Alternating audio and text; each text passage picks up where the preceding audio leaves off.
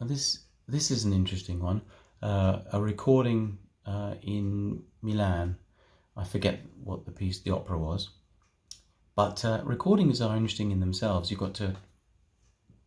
Microphone politics goes on. Most singers, nearly all singers, are wonderful, but some do play the game a little.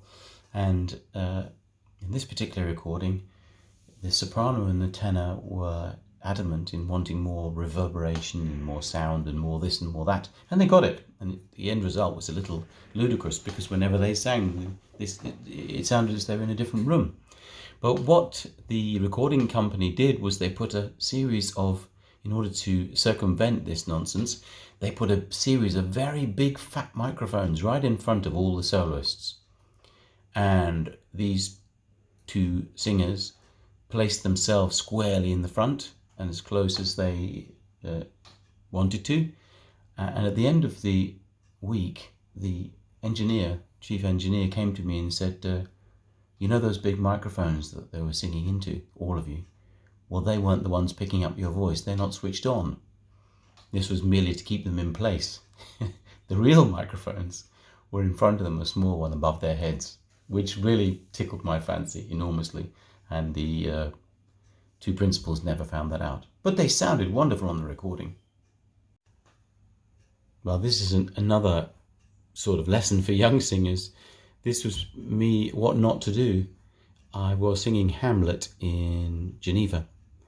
That's me faking it as best I can and describing this melodramatic opera by Ambroise Thomas, the moment where the poison is being poured into his father's ear.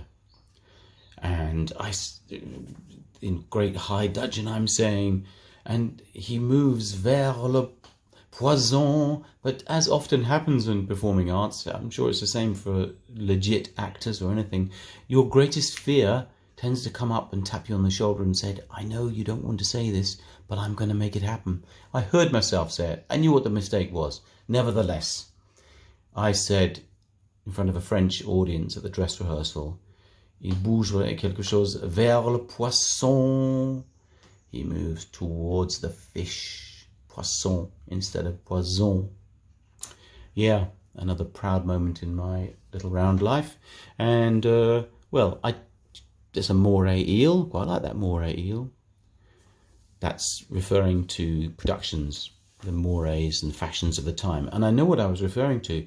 There is, at the moment, a fashion for very strong side lighting in the operas. It probably looks quite good from the front, but I can tell you on the stage, you can't see your colleague at all. You're standing right next to them, and you can't see them. I have actually been known to fall over whilst standing still because the light was so bright. And crab upside down, it's only an in-joke for me, nobody else. That in the wonderful Mahler song, Antonius von Padua Fischpredigt, the sermon to the fishes, the whole point of the song is Antonius preaches to this and that fish, and they all nod and smile, and then they go back and do exactly what they did before. Do we learn from our mistakes? Not always. So that was an in-joke for me.